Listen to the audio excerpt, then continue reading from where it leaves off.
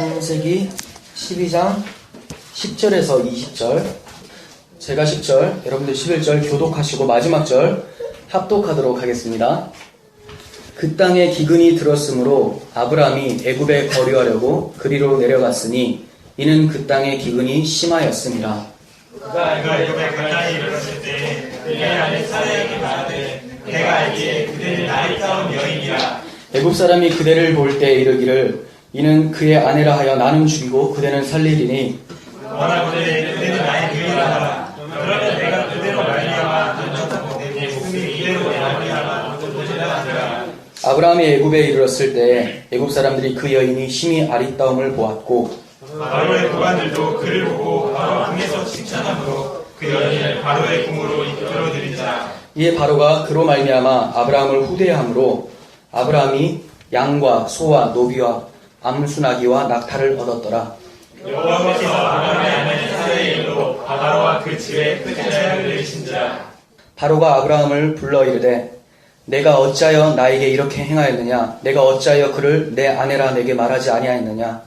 내가 어찌 그를 누이하여 내가 그를 데려다가 아내를 삼게 하였느냐? 내 아내가 여기 있으니 이제 데려가라 하고. 이렇게 바로가 사람들에게 그의 일을 명하매 그들이 그와 함께 그의 아내와 그의 모든 소유를 보내었더라. 아멘. 제목을 알아도 한참 잘못 안 아브라함이라는 제목으로 정했습니다. 알아도 한참 잘못 안 아브라함. 무엇을 잘못 알았을까요? 이따가 말씀을 통해서 살펴보도록 하겠습니다.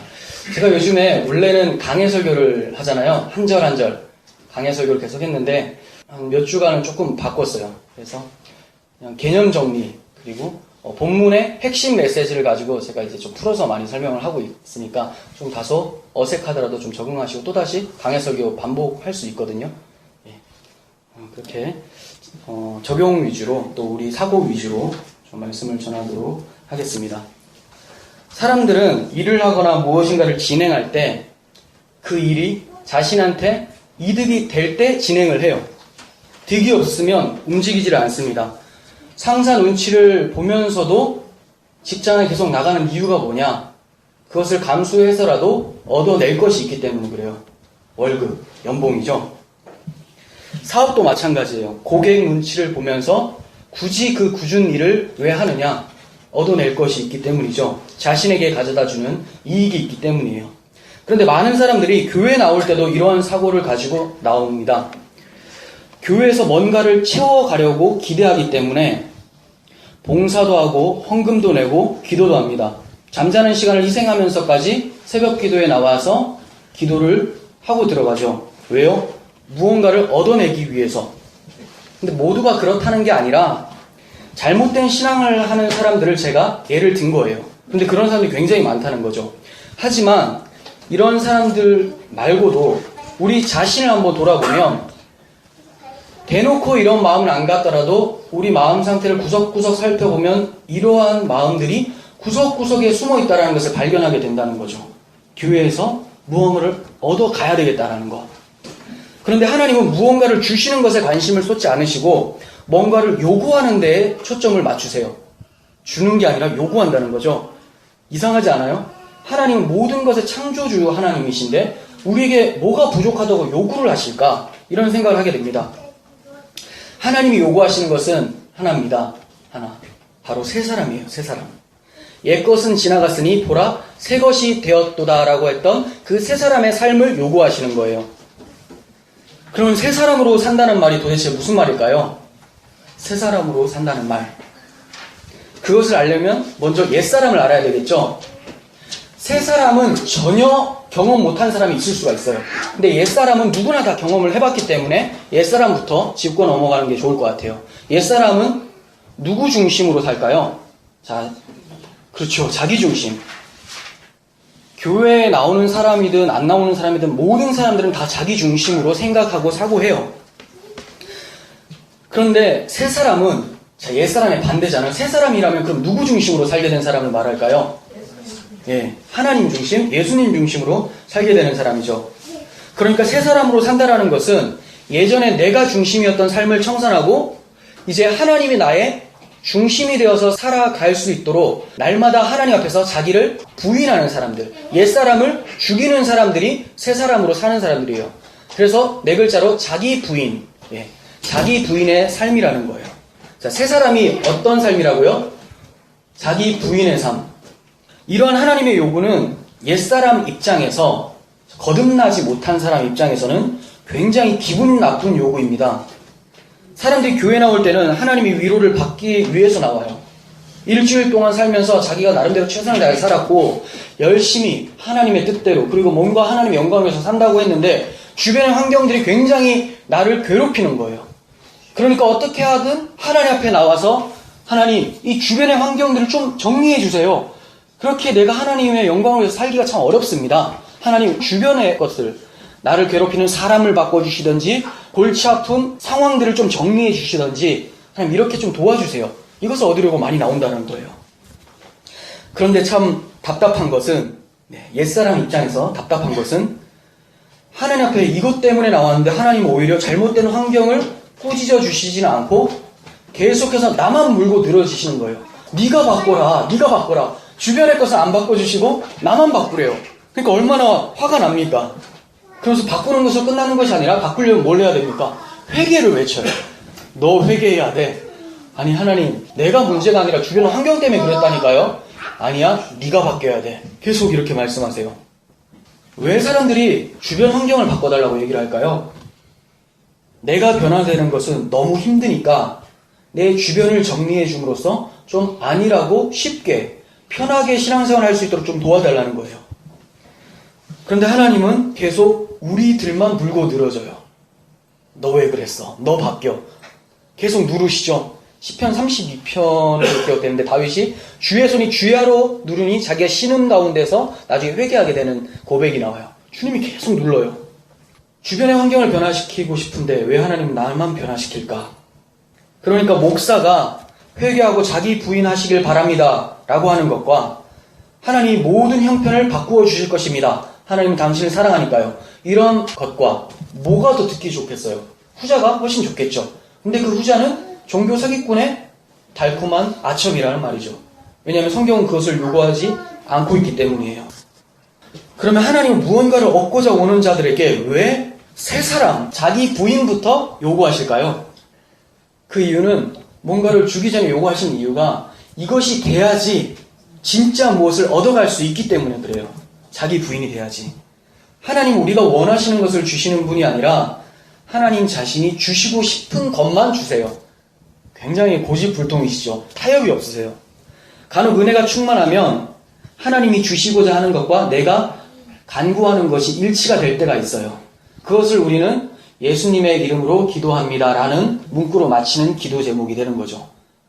근데 대부분 예수님의 이름으로 기도합니다라고 하지만 그 내용은 예수님이 하지 않을 법한 내용만 잔뜩 늘어놓잖아요. 그러니까 그게 문제라는 거예요. 간혹가다 은혜 충만하면 하나님께서 원하시는 것과 내가 원하는 것이 일치가 될 때가 있습니다. 하지만 우리의 간구는 대부분 하나님이 주시려는 것과는 부딪힙니다. 그렇다면 하나님은 우리에게 무엇을 주시고 싶으셔서 자기 부인을 요구하실까요? 하나님이 우리에게 주시고자 하는 것은 다 하나예요. 다 하나. 다른 것 말고 이것만 주고 싶다. 그게 뭐냐? 하나님 자신이라는 거예요. 그런데 이 하나님은 나라는 옛사람이 여전히 득실거리고 있을 때는 주어지지가 않아요. 왜냐하면 나로 꽉 차 있기 때문에 하나님께서 들어오신 자리를 밀어내기 때문이죠. 하나님은 그 안에서 자신 외에 다른 것을 두는 것을 용납하지를 못하세요. 그러니까 뭐부터 해야 돼요? 자기 부인. 자기 부인이 우리 입장에서는 자기 부인인데 하나님 입장에서는 우리 옛사람을 죽이고 들어오는 것이 자기 부인이에요. 그러니까 새 사람이라고 하니까 말이 굉장히 달콤하잖아요. 근데 이게 굉장히 공격적인 말이에요. 하나님이 새 사람으로 만들어주신다 이 말은 예전에 내가 가지고 있었던 그 고집과 아집들 다 깔아 뭉개시고 들어오셔서 통치하시겠다라는 말이거든요. 우리는 성령 충만, 하나님의 은혜 충만이라는 간구를 자주 하는데 그 조심하셔서 기도해야 될 간구예요. 왜 그러냐? 정말로 하나님의 충만으로, 하나님으로만 충만하고 싶으세요? 그렇다면 여러분들은 하나님 앞에서 완전히 탈탈 털리는 역사가 일어날 수도 있다는 거예요. 누구처럼? 무화과 나무 잎이 마르고 포도 열매가 없으며 누구죠? 하박국처럼 아무것도 다 없어도 난 여호와로 즐거워하리. 예, 근데 그게 정말 즐거워질까요? 아무것도 다 없는데? 그러니까 하나님 성령 충만, 하나님 충만하게 해주세요. 이거 쉽게 구하지 말라는 거죠. 구해서 안 되는 게 아니라 원래 그걸 구해야 되는데 그만한 각오가 돼 있느냐, 이것을 묻고 있는 겁니다. 하나님께서는 하나님으로 충만하게 만들어 주실 때 반드시 자기 부인이라는 희생을 따르게 만들어 주십니다. 우리는 대부분 구원은 하나님이 이루신다는 말에는 토를 달지 않아요. 공감을 하죠. 그런데 우리 인생 또한 하나님이 이루어 가신다는 말은 진심으로 동의하기는 어려워요. 겉으로는 맞죠 이렇게 하지만 진심으로는 동의하지 않는 사람들이 태반이라니까요. 왜 그런 줄 아세요? 자기의 삶을 보니까 하나님이 전혀 인도하는 것 같지가 않거든요. 주변 환경 보니까 아이고 이거 뭐 환경의 모습이 아니라 꼬라지라는 단어를 쓰죠. 이 꼬라지 보니까 이거 뭐 하나님이 계신 거 맞아? 구원은 따놓은 당상 맞는데 이 세상에서 하나님이 내 삶을 개입하지 않는 것 같아. 이런 생각을 해요. 왜냐하면 왜 이런 생각을 하냐면 구원은 우리가 죽어서 받는 거고 우리 인생 전체는 지금 경험하고 살고 있는 거니까 하나님이 개입하지 않는 것처럼 느껴진다는 거예요. 그런데 이것은 구원과 인생을 따로 놓고 보는 오류를 범했기 때문에 그래요. 구원이란 단지 죽어서만 획득되어지는 어떤 상급이라는 것이 아니라 인생 전체를 말하는 거예요. 구원은 인생 전체가 구원입니다. 구원이 무엇입니까? 죄에 대해서 죽고 하나님께 대하여 산 것이 구원인 거예요. 사도 바울은 로마서에서 이렇게 말합니다. 너희 자신을 죄에 대하여는 죽은 자요 그리스도 예수 안에서는 하나님께 대하여 살아있는 자로 여길지어다. 아멘. 하나님께 대하여 살아있는 자. 지옥이 뭡니까? 하나님께 대해서 죽어있는 자가 지옥이에요. 그게 지옥을 사는 거예요. 근데 우리가 인생을 살면서 내 형편, 모습들은 굉장히 초라해 보이지만 내가 하나님에 대해서 살아있어. 하나님의 언약을 믿고 그분만을 바라보고 살고 있다면 그게 산자고 그게 천국이고 그것이 인생 전체가 구원되어져 가는 과정이라고 말하고 있는 겁니다. 이렇게 하나님께 반응하며 살아가는 것 자체가 구원인 거죠. 그런데 지금 이 세상에서는 내가 주인으로 살면서 죽어서는 천국에서 한 자리 차지하겠다라는 것, 이게 말이 될까요?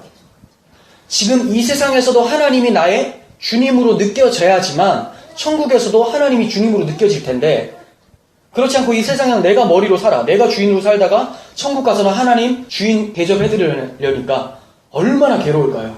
그러니까 그게 그 사람에게는 지옥이 되는 거죠.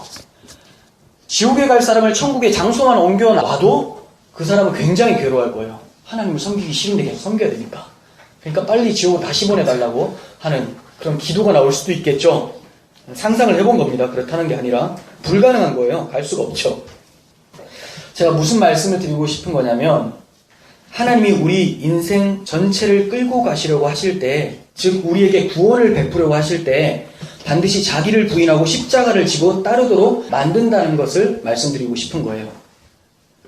십자가를 지고 따른다는 것은 여러분들이 힘으로 십자가를 지고 하나님을 따라간다, 예수님을 따라간다 이런 말씀이 아니라 예수님께서 지신 십자가 위에 우리들이 올라타고 거기에 못 박힌 상태로 올라타고 예수님이 끌고 간다는 거예요. 그걸 경험하게 되는 거죠. 그러니까 예수님 십자가 따로 있고 내 십자가 따로 있는 게 아니에요. 너는 너의 십자가를 지고 따르라라고 하니까 마치 내 십자가가 따로 있어서 주님께서 십자가를 지신 건 주님이 하신 거고 이제 나는 내 힘으로 십자가를 지고 가야 된다. 이거는 하나님께서 나한테 부탁한 거야. 이렇게 생각하지만 그건 착각입니다. 왜냐하면 내가 그리스도와 함께 십자가에 죽었고라고 하죠. 갈라디아 2장 20절에서. 그 말은 주님의 십자가가 이제 나의 십자가가 됐다라는 말이에요. 그러면 주님이 십자가를 지고 따르라 이 말은 뭘까요? 주님께서 이미 지고 가신 십자가를 우리가 그 위에 올라타서 경험하게 되는 거죠. 근데 그 주님이 끌고 가실 때 내가 굉장히 힘들어요. 왜냐하면 질질 끌려 다니려고 하니까 무릎도 까지고 발도 부르트고 다 힘든 거죠. 그래서 마치 자기가 십자가 지는 것처럼 착각할 수가 있어요. 근데 진짜 성도, 정말 하나님의 은혜를 아는 자는 다 그렇게 십자가를 지고 따른 후에 내가 지고 간 십자가는 주님이 지고 간 십자가였습니다 라고 고백할 수 있어야 되는 것이 바른 성도의 이해인 것이죠. 본문의 아브라함이 이것을 경험하게 되는 사람이에요. 하나님께서 메소포타미아 하란에서 그를 부르세요. 가장 먼저 있었던 곳은 갈대아 우르였죠. 보통 갈대아 우르에서 부르셨다라는 말은 거기서 하나님의 음성이 들린 것이 아니라 하란에서 들린 건데, 갈대아 우르가 그의 고향이었기 때문에 갈대아, 바벨론에서 뽑아내서 가나안으로 옮겼다라고 할 때 갈대아 우르에서 부르셨다고 한 거고, 하나님의 음성이 아브라함에게 떨어졌을 때는 하란이라는 곳에, 그것도 어차피 바벨론 지역에 있는 도시예요. 예, 하란에서 부르셨고, 가나안 땅으로 인도하여 세겜 땅에 살게 돼요. 가나안 땅 안에 세겜이라는 곳에 살게 됩니다. 그런데 그곳에 기근이 든 거예요. 이상하지 않습니까? 하나님께서 내가 지시할 땅으로 가라, 내가 앞으로 보여줄 땅으로 가라, 이렇게 말씀을 하셨고, 아브라함에게 너는 복의 근원이 될 것이다, 너를 통해서 천하 만민이 복을 받을 것이다 라고 했는데, 그렇다면 하나님이 지시한 땅이라면 얼마나 좋은 땅이어야 될까요? 근데 이 땅에 기근이 든 거예요. 아이러니하죠. 왜 들었을까요? 하나님 뜻이 있겠죠. 그래서 아브라함은 애굽으로 내려갑니다. 애굽은 물질이 풍요로워서 자신이 노력하기만 하면 모든 것을 다 얻을 수 있는 나라예요. 단 하나의 조건이 있습니다. 노력하면 얻을 수는 있는데 그 나라 왕의 백성이 되고 그 나라의 왕의 통치를 받아야 된다는 거예요. 그것만 다 되면 굉장히 행복하고 풍요롭게 살 수 있게 되죠. 행복은 빼고, 행복이라는 단어는 거기 붙이는 게 아닌 것 같아요. 편안하고 풍요롭게 살 수 있는 것 같아요. 그래서 아브라함은 풍요로운 땅 애굽으로 이동을 합니다. 그가 이동한 것이 잘한 것일까요? 못한 것일까요? 못한 것 같죠? 그렇다면 또 묻고 싶어요. 여기서 이동 안 할 사람이 있을까요? 없을까요? 다 이동하겠죠. 근데 우리는 이게 아닌데 하면서 이동할 것 같은데, 아브라함은 그 정도가 아니었어요. 아브라함은 자기가 이동하는 것이 죄라고 생각을 안 했었어요. 오히려 하나님께 영광을 돌리고자 이동한 거예요. 왜 그럴까요? 하나님이 아브라함 자기한테 복의 근원이 된다라고 얘기를 했거든요. 그런데 자기가 굶어 죽으면 어떡합니까? 천하 만민이 복을 못 받게 되겠죠. 그래서 어떻게든 하나님께서 약속하신 것을 자기가 이루어 드리고자 하는 마음으로 충만했던 거예요. 그래서 애굽으로 내려가서 내가 죽으면 안 되지, 내가 천하 만민이 복을 받게 하는 복의 통로인데 그러면 절대 안 되지, 기특한 생각을 한 거예요. 하지만 아브라함은 자신이 복의 근원이라는 말의 뜻을 오해한 거죠. 아브라함이 복의 근원이 된다라는 말은 하나님을 의지하고 하나님의 은혜를 바랄 때만 복의 근원이 된다라는 말이지, 자기 단독적으로 복의 근원이 된다는 말이 아니거든요. 무조건 살아남는다고 해서 복의 근원이 되는 것이 아닙니다. 아브라함은 자신이 복의 근원으로 살아남을 가치가 있는 자라고 생각을 했었던 거예요. 그리고 그러한 복의 근원인 자기 자신이 살아남으려면 자기의 힘과 노력이 필요하다라고 생각을 했던 거죠.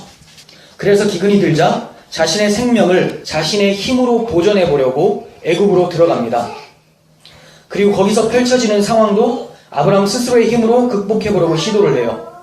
상황은 이렇습니다. 말씀을 드리면 아브라함이 이제 세겜 땅에서 기근이 들자 애굽으로 갔어요. 근데 애굽으로 딱 갔는데 막상 아브라함이 딱 생각해 보니까 걱정되는 게 있는 거예요.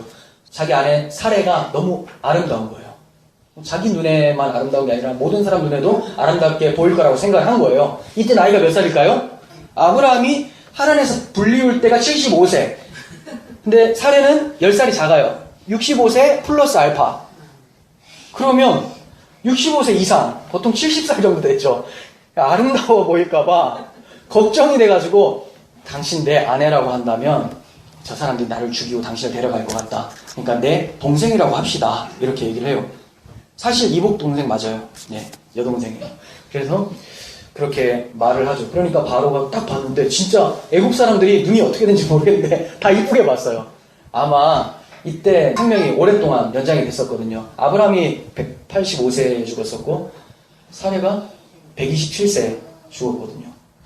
그러니까 지금 70세라고 해도 아직 뭐 창창할 수가 있어요. 지금 우리 70세라고는 아니죠. 지금하고는 다릅니다. 그래서 누이라고 딱 소개하니까 애굽의 모든 사람들이 너무 아름다워하면서 바로 왕에게 소개시켜주고 바로 왕이 자기 아내로 삼으려고 딱 데려갔어요. 그런 장면이 오늘 본문이에요. 아브라함은 자신의 행동이 비겁하다거나 죄악이라고 생각하지 않았습니다. 왜냐하면 이렇게 해서라도 복의 근원으로 살아남는 것이 하나님께 영광이라고 생각했기 때문이죠. 그리고 자신이 이렇게 해서라도 많은 물질을 모아야 그것이 복이 되는 것이고 하나님께서 명령한 것을 이루는 복의 근원이 되는 방법이라고 생각했던 거예요. 아내 사례를 데려가면서 보물들, 부유함들 다 줬었거든요. 그러니까 이런 것도 얻는 것이 그래 내가 이거 나눠주면 복된 자로서 설 수 있는 거 아닌가 이런 사고를 했던 것 같아요. 이것이 하나님을 의지하는 것이 아닌 자기 자신을 의지하는 것으로 충만했다라는 말입니다. 아브라함이 하나님의 뜻을 자기가 이루어드리려고 할 때 온통 나로 충만한 상태죠. 그러니까 아브라함이 이런 말을 하는 것 아니겠습니까? 11절 보시면 내가 알기에라는 단어가 있어요. 내가 알기에. 예. 뭘 안다고 할까요? 그래서 제가 제목을 알아도 한참 잘못한 아브라함이라고 썼는데, 자 볼게요. 11절 그가 애굽에 가까이 이르렀을 때 그의 아내 사라에게 말하되 내가 알기에 도대체 뭘 한다는 겁니까? 그대는 아름다운 여인이라. 네, 여기까지 알았다고 칩시다. 12절 애굽 사람이 그대를 볼 때 이르기를 이는 그의 아내라 하여 나는 죽이고 그대는 살리리니 원하건대 그대는 나의 누이라 하라. 그러면 내가 그대로 말미암아 안전하고 내 목숨이 그대로 말미암아 보존되리라 하니라. 자, 누구로 말미암아? 계속 나오죠? 사례로 말미암아. 여기에 하나님은 낄 자리가 없어요. 제일 처음에 내가 알기에 자기 꾀, 그리고 이 아내 사람을 통해서 자기가 보존된다. 하나님의 약속의 성취가 자기하고 자기 와이프를 통해서만 이루어진다라고 생각을 하고 있는 거죠. 하지만 하나님은 아브라함을 가만히 보고 있지 않으세요. 혼내십니다. 누구를? 아브라함? 아니요. 바로와 바로 집에 큰 재앙이 내립니다. 이상하지 않습니까? 아브라함이 잘못했는데 벌은 바로왕이 받아요. 이러니까 불신자들이 기독교 이상하다. 하나님 뭐 그런 하나님이냐 이렇게 얘기하면서 기독교를 막 폄하하고 막 그래요. 몰라도 한참 모르는 거죠. 예, 그리고 기독교인들도 그런 줄 알고 우리 하나님 믿으면 너희들이 화를 입지 내가 화 입지 않는다 뭐 이렇게 생각을 해요. 근데 그런 게 아니죠. 아브라함이 잘해서 가만두신 것이 아니라 아브라함은 언약 안에 있는 사람이기 때문에 하나님께서 보호해 두신 거예요. 언약. 누가 언약을 했어요? 하나님이 언약해 줬잖아요. 근데 하나님이 이것을 어기면 하나님의 이름에 먹칠이 가게 되죠. 자기 영광이 가려지게 되는 거예요. 그러니까 하나님은 하나님의 영광을 위해서 하나님의 열심을 내시는 것이지 아브라함이 선하고 착해서가 아니에요. 다윗과 사울을 비교해 보시면 좋습니다. 둘 다 죄를 짓죠. 둘 다. 사울 왕이 어떤 죄를 졌어요? 사무엘이라는 제사장이 와서 제사를 지내야 되는데 자기에게 병사가 있었는데 막 사무엘이 늦어지자 아말렉하고 전투 가운데 싸워야 되는 블레셋인가? 예, 전투 가운데 싸워야 되는데 제사를 드리고 싸워야 되는데 늦어지니까 사람들이 막 계속 없어지는 거예요. 그러니까 불안해요. 그래서 자기가 제사를 지내버려요. 하나님을 본 것이 아니라 사람들을 본 거죠. 의식했죠. 이 죄를 지었어요. 근데 다윗은 어떤 죄를 지었습니까? 바세바를 간음하고 그의 남편 우리아를 교사를 했죠. 그리고 나중에는 인구조사까지 해서 하나님을 진노케 해요. 근데 사울은 폐위가 되고 다윗 왕은 폐위가 되질 않아요. 왜 그렇습니까? 하나님의 언약 관계에 있기 때문에 그렇습니다. 이처럼 아브라함도 하나님께서 그를 통해 천하 만민이 복을 받겠다라고 약속해 주셨어요. 하나님의 약속이에요. 하나님의 약속은 쌍방간의 계약이 아니라 일방적인 계약이에요. 자, 내가 약속할 테니까 너 이렇게 지켜야 돼가 아니라 내가 약속하니까 그 약속을 이루겠다 이렇게 얘기하신 거예요. 이해가 되시죠? 하나님은 아브라함이 잘못했지만 그를 보지 않으시고 그에게 임한 당신의 약속을 보셨던 거예요. 그 약속은 바로 메시아 언약이죠. 아브라함을 통해서 천하 만민이 복을 받는데 아브라함 자신이 복이 아니라 아브라함에게서 나올 메시아를 통해서 복을 받는다는 것을 약속해 주셨던 거예요. 여러분들은 하나님의 언약 관계 가운데 있다고 생각을 하십니까? 그럼 그 언약이 무엇입니까? 그리스도의 십자가 대속을 통한 구원. 그렇다면 우리들의 어떤 행동으로도 그 구원이 취소되지 않겠죠.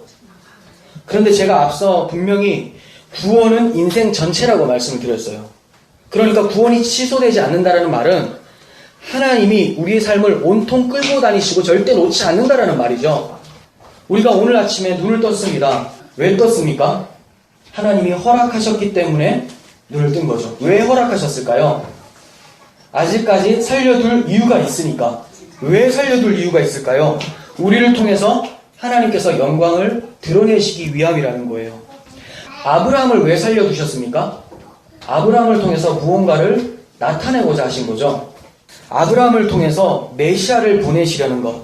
아브라함에게도 메시아 언약을 알아가게 하시려는 것. 이것을 가르치고 싶으셨던 거예요. 두 가지죠. 아브라함을 통해서 메시아를 오게 해서 구원하게 되는 것, 그리고 아브라함 자신에게 구원이 무엇인지 설명해 주시기 위해서. 우리 삶도 마찬가지예요. 우리를 오늘 왜 눈을 뜨게 하셨나? 우리 코에 왜 아직까지 호흡을 가져가지 않으신가? 그 이유가 뭐냐면 우리를 통해서 하나님께서는 메시아가 증거되어지길 원하고 우리 삶 속에서 그 메시아의 구원이 어떠한 것인지를 계속 알려주고자 하시는 거예요. 하나님의 사랑이 얼마나 큰지를 알게 하시기 위해서 남겨두는 것이라는 거죠. 그러니까 주변의 환경이 어떻든 간에 우리는 그 사랑을 알아가면 되는 거지, 이 환경을 바꿔주세요는 하나님의 뜻과는 상관이 없는 거죠. 하나님께서 필요하신 환경을 바꿔 가십니다. 그건 하나님의 뜻 가운데서 진행되어지는 거죠. 그러니까 우리가 잘나서 살아있는 것이 아니라 하나님이 하나님의 뜻을 우리 삶 속에서 이루어 가실 것이기 때문에 살아있는 거예요. 그런데 아브라함은 자신의 삶을 자신이 이루려고 한 거예요. 아브라함이 이 당시 세상에서 절대 권력을 가진 애굽 왕에게 재앙을 내리신 하나님을 보고 한 가지 깨달은 게 있어요. 그 당시 애굽 왕은 아무도 건드리지 못할 만큼의 권세를 가지고 있었고 모든 사람들이 거기에 복종하고 있었는데 하나님이 그 애굽 왕을 한 방에 치신 거죠. 무엇을 깨달았겠습니까? 아, 나를 부르시고 보내시고 함께 하신 하나님은 잡신이 아니구나. 이방 나라 사람들이 다 섬기고 있는 무슨 파리 우상, 나일강에 지배하는 물의 우상, 이런 것들이 아니라, 태양신 이런 것들이 아니라 하나님은 천지를 창조하시고 모든 것의 만유의 주가 되시는 하나님이시구나. 이걸 알게 되는 거죠. 예전에는 하나님이 그렇게 잡신들 가운데 하나일 뿐이다. 그냥 나를 보호해 주시는 그런 귀신들 중에 하나다. 이렇게 생각했을 거예요. 우리나라 말도 안 되는 그런 사고 있잖아요. 애 낳은 삼신할머니 있다고. 지켜도 할머니가 지킬까요? 힘도 없는데. 아무튼 그런 잡신들 중에 하나일 거라고 자기를 끌어내서 자기에게 복줄 부는. 근데 이제 사고가 바뀌는 거예요. 아, 우리 하나님은 오직 유일한 하나님이시구나. 이제 애굽에서 이 엄청난 일을 경험하면서 희미하게나마 하나님에 대해서 깨닫기 시작한 거예요. 이제 시작점이에요. 아직까지 멀었어요. 끝이 아닙니다. 앞으로도 계속해서 하나님은 아브라함의 악을 통해서, 아브라함이 저지르는 악을 통해서 하나님 자신이 누군지 아브라함에게 보여가십니다.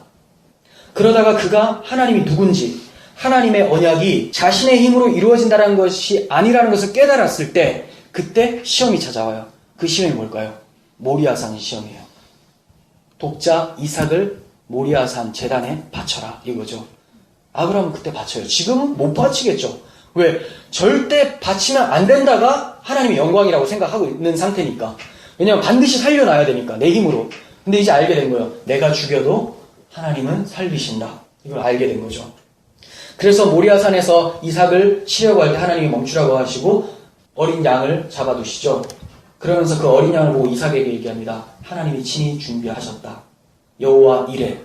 완전 바뀌었죠. 지금은 애굽에 내려간 것은 자기가 자기 생명을 보존하려고 발버둥 쳤는데 이제 모리아산에서 뭐라고 합니까? 여호와 이레. 하나님이 준비하셨다라고 합니다. 하나님이 하신다라는 거예요. 여러분, 하나님께서 우리의 삶 구석구석에서도 하나님이 누구신지, 그 언약이 무엇인지 가르쳐주고 계세요. 과연 우리는 하나님의 주권과 하나님의 신실하신 하나님의 언약은 하나님이 이루신다라는 것을 고백하며 살고 있는지 되돌아봐야 할 것입니다. 혹시 내가 무엇을 하고 있다는 사실로 인해서 하나님을 기쁘게 해드리고 있다고 생각하지 않으십니까?